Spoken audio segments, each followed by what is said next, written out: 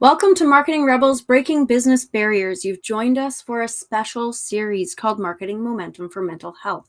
We have Sue Jansen here today, and she's going to tell us a little bit about herself, why this topic matters to her, and why it should matter to you. Welcome back to the show, Sue. Thank you. Thank you. Thanks for having me back. It's always nice when you're invited back because then you know you didn't screw up the first time. So I appreciate this. Thank you. I do. So go ahead and tell everybody a little bit about you and Mm, why this topic is so important to you, why we want to have this conversation. wow.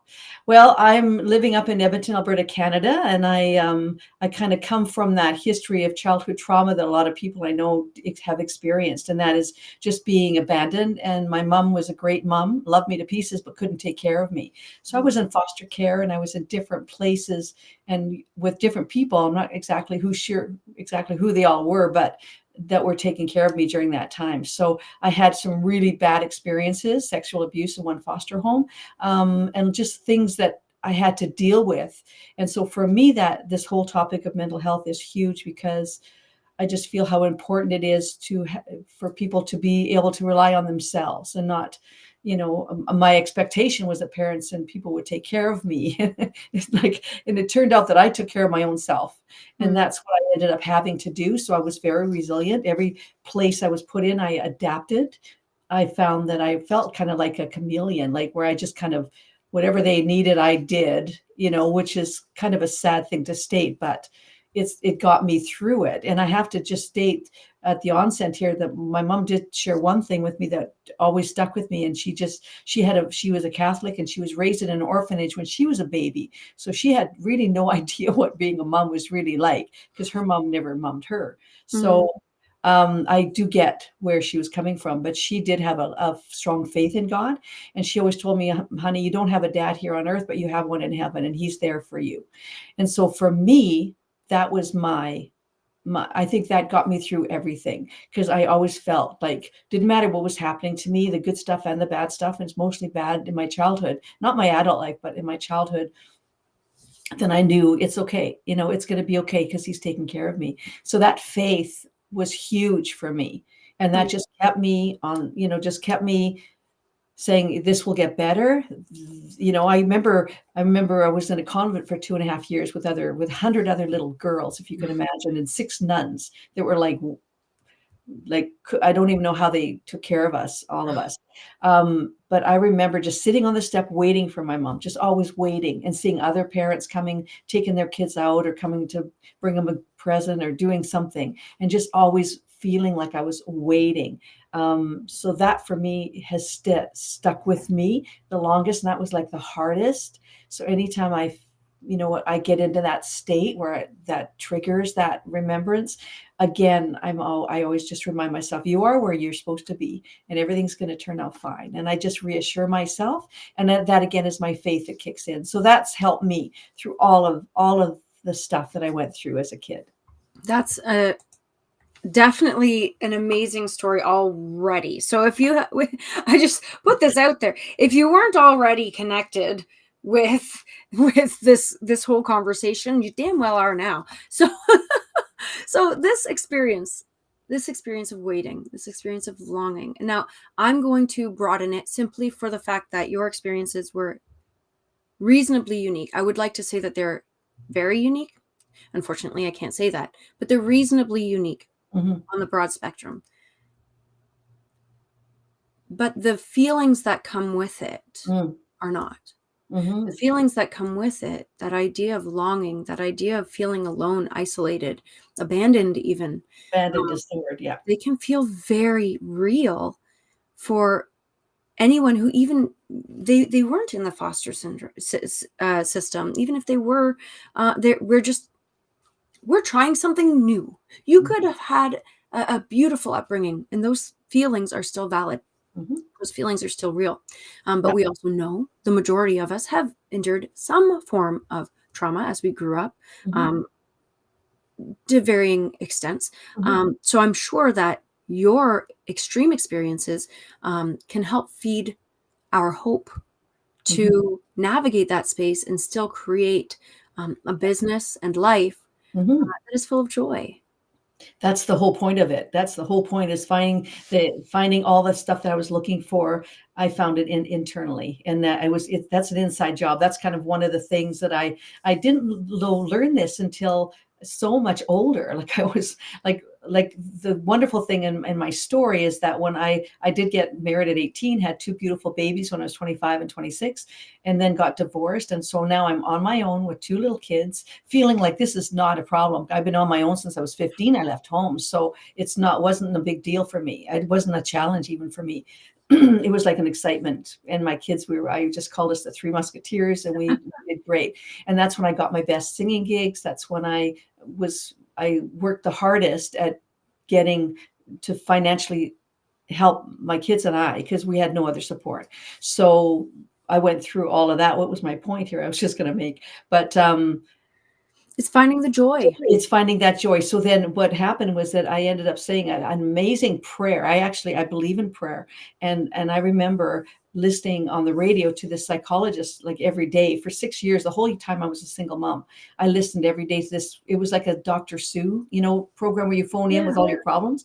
I never phoned in, but I listened every day. And that for me was my support, because I didn't really have support at that time when I was a single mom. Like, I sang 6 nights a week. I got sitters in at 7:30. I was home by 1. My kids didn't even really know I was gone. And that for me was huge. There's no way I was putting them with babysitters or in a system or with somebody else but me.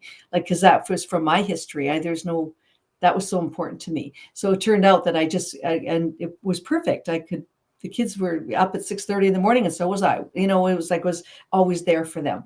And then, but what was interesting was every day I listened to this radio show, and it was called That's Living. It was on CJCA in Edmonton, Alberta, if you've heard it. It was a top 10 show in Canada for like 10 years, or the number one show for like 10 years. Mm-hmm. So I listened to the 6 of the years. And on the Tuesday and Thursday was my favorite voice. I never knew who that was. This is my favorite story. And then but I remember Tuesday, Thursday was a Dr. Jansen, and he was a psychologist. And I just remember his voice, and I just remember thinking, I just listened to all his advice and took it to heart.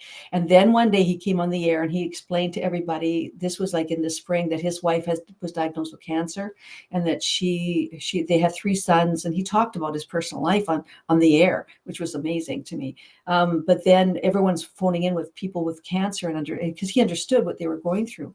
And then it was interesting, because when I was done my biggest job of my profession, at the end of my singing, turned out to be the end of my singing, I was Klondike Kate for the city of Edmonton for 2 years. And I did a lot of shows, a lot of anthems at places, and a lot of gigs, lots of great stuff. And my kids and I were happy because we got to go places. My kids got 2 free BMX bikes from doing stuff commercial I did. It was a very good time for us. But what happened was he was on the air one day, and I was going down to my agent. I was driving downtown thinking, okay, I'm done all my gigs. Not much really is left on my calendar. I'm thinking, what am I going to do next? I've been now singing for 20 years professionally. Right. And I'm 6 nights a week. I was getting kind of tired, actually, to be honest. Mm-hmm. And I remember going down to Jasper Avenue and driving and going to my agent's office to see what was on the books for next. And then I put the radio on. Of course, it was that time. Every day I listened. And he came on the air, and he actually said, ladies and gentlemen, I need you to know that my wife passed away last night. But he said, I need to be here to be of service to you. And I've been, the boys and he said, been grieving since the day we found out in the spring that she had liver cancer. And they told us 6 months was the prognosis. So he said, I've been grieving since that moment. It's not like I'm not grieving, but you need to understand why I'm here today on the air. Like, I need to be here for you. I need to work, and I need to be of service. I remember listening to that, and just like tears were coming to my eyes. And I actually said out loud, I'm driving now, remember, and I said, Lord, why can't I meet a man like that needs me as much as I need him? And I'm just like crying, because I'm sure everybody who was listening it was really emotional. You know what? Not even 2 weeks later, I get a call, and it was from CJCA radio saying, hey, Sue, it's free. Can you be an MC for our big Christmas Bureau fundraiser? And I said, well, yeah, of course, so I would MC it and just introduce everybody and get everyone send in your money kind of show, right? And so I did that, and I was thinking, well, that's cool. I'm happy to do that. turns out that there was like 32 celebrities on the stage, all the sportscasters and all the broadcasters that are on all the time that were really well known. And so I'm introducing everybody and I'm talking to everybody, phone in. And then I remember singing the 12 Days of Christmas. And then I put my mic up to this guy, not a clue who that was. I'm hearing his voice. I'm going, hey, this guy's a really good singer. Listen to him sing. And putting the mic up to him and we're singing. And then at the end of all of this, my kids had come to hear me sing, like they always did, but a relative came and took them from one in the middle of it to take them to go visit or something. Yeah. And so at the end, I'm sitting alone in the coat room, and this man helped me on with my coat, and I'm thinking, whoa, like that doesn't happen very often. And it turned out to be this Dr. Jansen, and he was just saying, well, this is tough for me. I said, and when I realized who he was, like that's when I finally understood. We were just walking across. Everyone was meeting because we'd raised $10,000. So we were all meeting across the street at this Legion to celebrate. Yeah. So he was walking me across. And then we walked in and this table of 4 stopped us. Dr. Jansen called him over and I went over, of course. And then they were shaking his hand. Dr. Jansen, so sorry about your wife. And we hope you have a good Christmas. And this is going to be tough for you. And because they all knew him so well. And then a lady takes my hand and says, Sue Whalen, you're like the best Klondike Kate we've ever had. And I love your 2 little kids and you're just awesome. And we really appreciate you. And so and then this second lady put out her hand to me and took my hand. And then she looked at me and she went, you two make a beautiful couple. She said, you take good care of each other. Oh. Like I just walked across the hall with this man. And that's actually when I looked at him in the eyes and it would like my prayer came like boing. I remembered my prayer and it was like, oh, whoa. I went, thank you. Thank you very much. And so we just kind of shuffled off and sat down. And then he ended up asking, if he could call me. But it was like, and we actually did go to a hockey game. Our first, we went out because I told him I loved hockey and he was a hockey fan too. And we have not been apart since. It was just a meant to be kind of thing. He was not looking, for heaven's sakes. No. I was kind of fed up with anything male. I would just I had my 10 years married and not really in that space where I was, for heaven's sakes, not looking. But I did say that prayer. And I feel honestly that prayer was so answered for me. Yeah. And we have been now married 35 years and happily with my 2 kids raised by this man. And it's been that place in my life where it's been finally that security that I never had as a kid. That's so beautiful. And I feel like sitting here and just like enjoying the whole. Isn't that cool? It's like a Disney story. It had the heartbreak and I feel like it had everything that we need for this conversation to understand that life is going to suck sometimes. Mm-hmm. But there's always something to look forward to. And you may not know what it is yet. Like you're driving to this event and shouting a prayer to the universe, wherever. Just, it doesn't even matter. You're just, people say affirmations. You're just, this burst of need and want and aspiration. And it can come true. And it's the loss of that with people. I know that there's so many people who will become, are, or have been stuck in a space of hopelessness. Yeah. And so what I'd like to invite you to do, Sue, because you're also a happiness expert, in spite of all of this craziness that you've experienced in your life, you're a happiness expert. First of all, how the hell does that happen? And second of all, let's dive into that for our audience to kind of have a better understanding of how they can explore that world as well. Exactly. No, I love that. Thank you for that question. So COVID hit, I remember, and we were all like locked down. I'm a realtor in the city of Edmonton. I couldn't do anything. And I remember the Marcy Scheimoff and Dr. Sue Morter came up on, they talked about I got an email from somebody somewhere. You know how you get those emails, like, I don't know where that came from. And it Mhm. said your year of miracles. And it was like whole year where they have speakers and topics every single month. And it's a year where you actually have, you have a support group in there, like a miracle group, they call it. And then guests every month that talk about something. So, you know, like Lisa Nichols, who I met once, who was like incredible, different, amazing people who Marianne Williamson, for instance, like so many high, you know, highly respected people talking about life and things, about making miracles happen in your life. And then the whole point, and then one day Marcy came on and said, you know, I do a course called Happy for No Reason, and this is what it's all about. And if you're interested, sign up. And I was thinking, no, I'm not interested. At first I was like, no, because I was like, I'm always signing up for things and doing things, but I love learning. So that was interesting and it did intrigue me. But it was interesting because I was at the same time I was writing a chapter in a book. Somebody was writing a book about trauma and childhood. And I had written a chapter and writing it was called Let It Go. And no, it was called, I think, yeah, Let It Go. So now And you're Elsa. yeah, yeah. Frozen. I can sing the song, no problem. So what happened was I wrote about not ever knowing who my father was, my biological father. I never knew that. So I remember writing a chapter saying, and physically writing this down, saying, you know what? I've never known who my dad was. I didn't even find out who my dad was till I was 13. My mom sat me down, gave me an 8x10 picture and said, this is the guy. This is your dad. Because I kept saying, everyone at school has a dad. How come I don't? Like this, I didn't get it. And for me, it was normal not to have a man around. And so anyway, it turned out that I wrote this chapter just stating that, you know, I've been looking for him. I knew his name. I was looking at every obituary, like every day, for a name to pop up to hopefully I'd find this guy. And then it turned out that I even did my DNA. I spit in the tube in the DNA 23andMe and in the ancestry.com, both tubes. I spit in and send it off. And you know what happened was I wrote this chapter and I said in this chapter, you know what? I'm like 65 years old. I'm probably never going to find my dad, and I'm okay with that. Right. Like I actually wrote it down saying, if that's meant to be, it's meant to be. I'm going to stop looking. I've been looking and searching my whole life and waiting. That waiting thing just keeps coming up for me. And I said, this is not good. And in the year of miracles, it gave me that headspace to think about that and to actually let that go. And so what happened was I wrote this chapter, I sent it in, and I remember getting the email saying, okay, that's your final edit. That's it now. You're done. You know, sorry, we can't, everything you're doing now, that's going to be the last time you get to edit.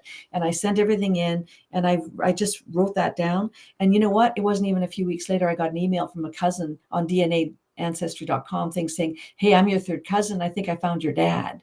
And actually I just had turned 65.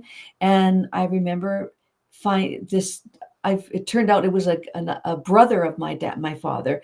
And so he had just passed. It was an obituary. So I phoned the names on the obituary. I phoned this kid named Ted out of Calgary, Alberta, is where I was born. And I phoned him to say, I think your dad's my uncle. And it says here, this is his. And I said, but this is my dad's name. It's different than what you have in your obituary. I don't get it. And he explained to me, oh yeah, no, that was my uncle. Yeah, that's your dad. And he died 4 years ago. So he said, I'll send you his obituary. So then he sent me my dad's obituary. And now this is the first time I ever see a picture of him he was, I think, 84 or something. And I had a picture of him when he was 21. That's all I had. Picture of him at 21 years old. I'm looking at this 85-year-old guy and going, oh my God. And turned out that I phoned his children that were listed, thinking, I've got siblings. Like I never knew I had siblings. I never knew I had that. And they were all half siblings, 4 of them. And I got in touch with them and I sent him the oldest boy, it was a junior. So I sent him a text saying, I think you're your sister. And I'd love to connect just to find out what's my dad's favorite color? Like, that's all I want to know. Anything. And the kid, the guy wrote back to me and after like 15 minutes of the dots going, you know how the dots go? And I'm going, oh my God. I guess, am I going to get an answer here? Like, this is first time in all these years I've been looking my whole life. And anyway, it turned out that this guy wrote me back and said, hey, sis, he said, so glad you found us. We knew about you, but we didn't know how to find you. Oh. So I actually I didn't find my dad. He had passed but I found 4 siblings. So I mean, my point about all this whole long story is that when I was able to sit and think about things and contemplate things in that year of miracles, then I took that Happy for No Reason course, and then I started understanding, okay, this happiness is an inside job. It's nothing external. I was a singer for 20 years. That validation and coming from the applause for me was external. It's what I needed and what I craved. And if I didn't get it, it was impactful. It was in a negative way for me. Mhm. So now I'm learning in this course, this year of miracles, that all your happiness comes from inside, and you're the one that's responsible for that, and how you think, your habits, your behaviors, your heart. Are you open-hearted or contracted? Who do you hang out with? All those things, they do impact you, but it is an inside job. You're 100% responsible for your own happiness. So that just took me over, and then I did the Happy for No Reason course, and now I train it and I do it, and I just love it because it's so true. And it's when we're waiting for somebody to make us happy, like we're just Right. waiting for something to change so that we can change our own happiness. That's not really being responsible for your own Right. feelings. So that's kind of where now I come from, is where I teach about that this is an inside job, and you can be happy if you want. It's your decision, nobody And else's. so I'm curious then, because I know that there are going to be a lot of people who hear this, who resonate, who empathize, and still roll their eyes Mhm, because they say, well, but this is my experience now. This is mhm, my experience, and I've seen it happen over and over and over again. That's telling me that I have no control. I'm feeling helpless. mhm, I'm feeling like there's nothing I can do to possibly change this. What do you say to these people? What is mm, the first thing, that and remember, one simple first step to kind of mm, start that journey? mhm. I think for the first thing I do is have compassion for them, because that's real. Like that, they're sharing their feelings, and that's real for them. And I do understand it because I was there. But then I tried my intention is to try to get them to see it with a different perspective. So saying, now what would it look like? Like, what would it look like if you were in the place that you want? Like, what do you want to be? What do you want to do? Like, tell me that story. What does that look like to you? Like, where are you sitting? How is your body looking? How are people looking at you and treating you? Like, tell me. And so I try to get them to actually visualize what it is that they really want.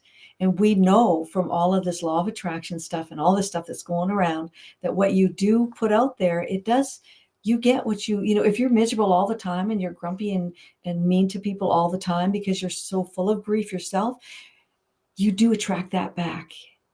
It never fails. If you're at a party and you're grumpy, you attract the other grumpiest person in the room.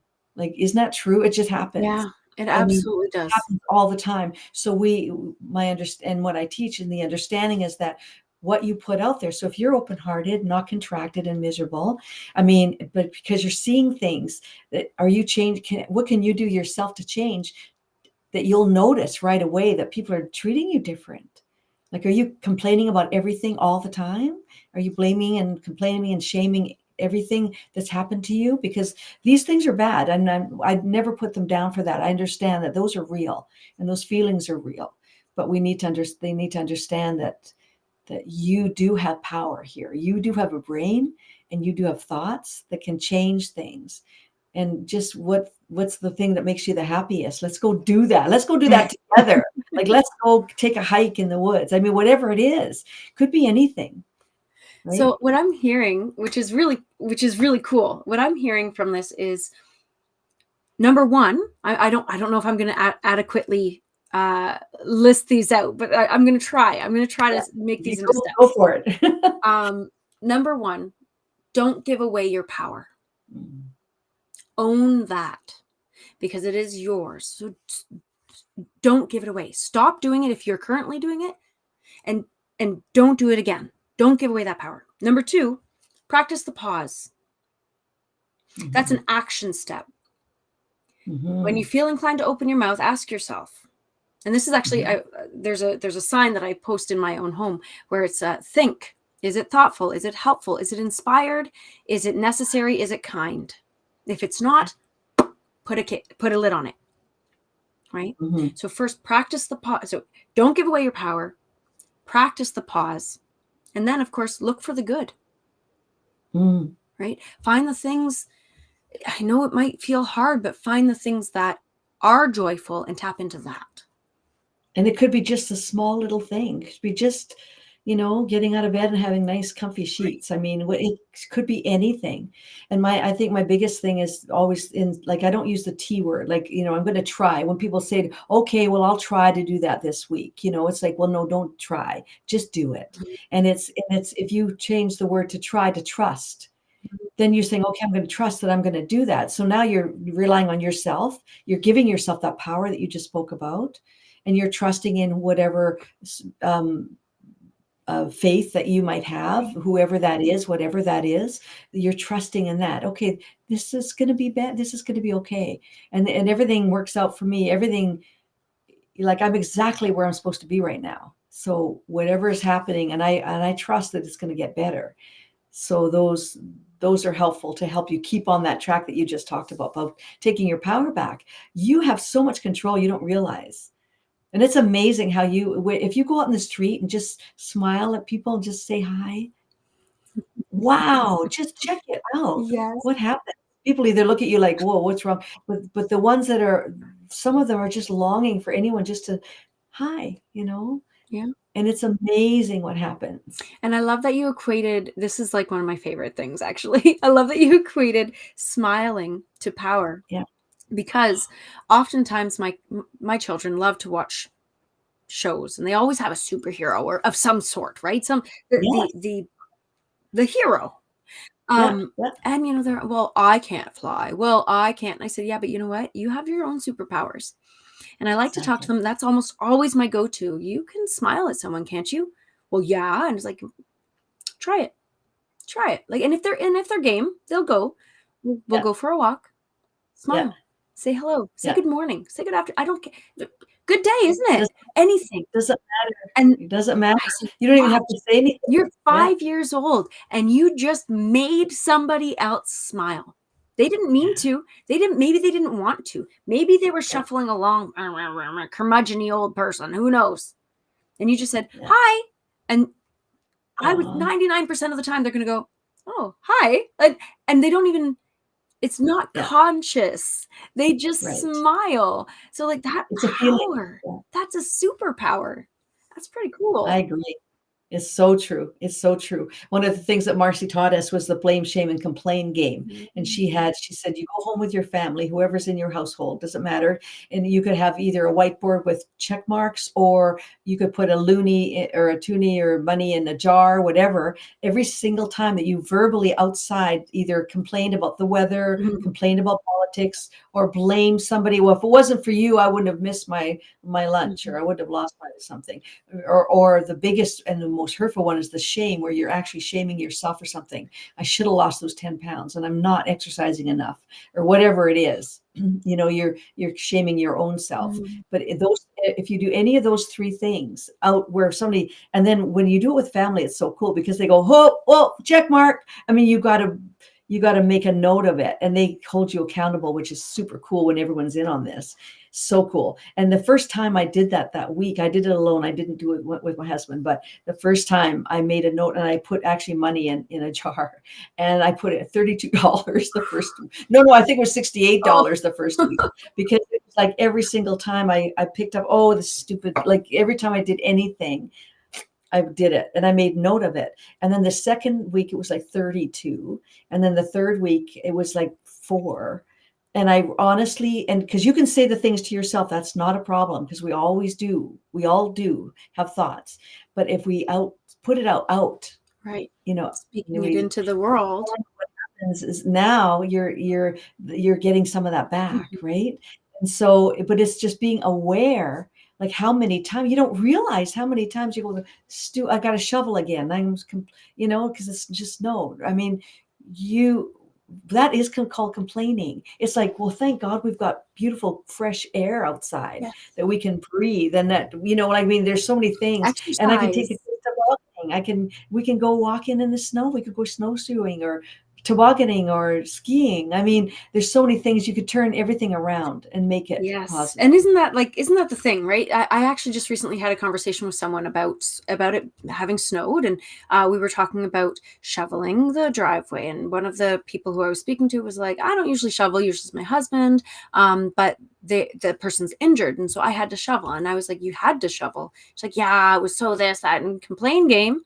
And I said, Yeah, well, I get to shovel. I get to that's what shovel. Those are the I said, words. you know what I like to say is I get to shovel today. And she kind of made like a weird motion, like, all right, okay. And I said, no, hear me out. Hear me out.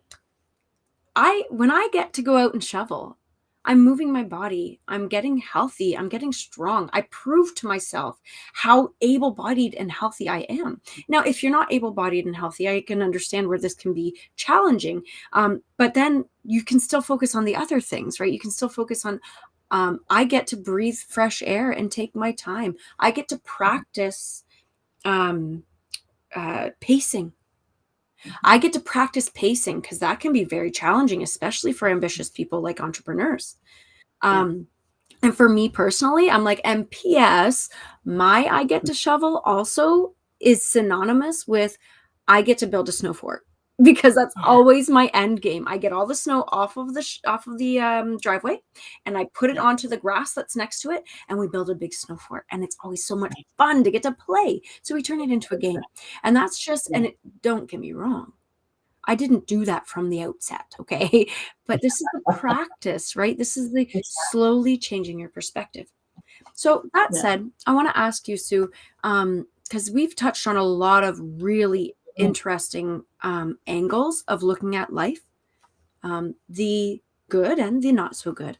What are some final thoughts that you'd like to share with our audience today so that they can kind of take those first few steps into hope? Mhm.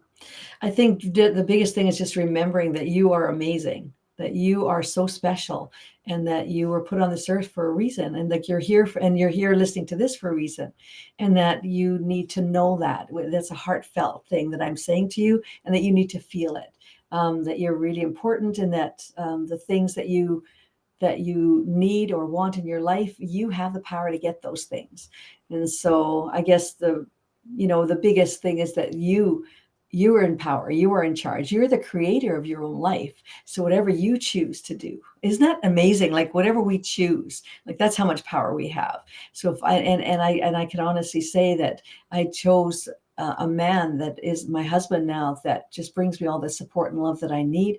And it's so easy to give it back. It's so easy to share the love. And that's what I finally, after 33 years of not having that, and then my last half of my life so far, I'm just starting. I've got lots more things to do, but I just think it's important to know how important you are and how beautiful you are inside, and that you have the power to make any changes that you want to make.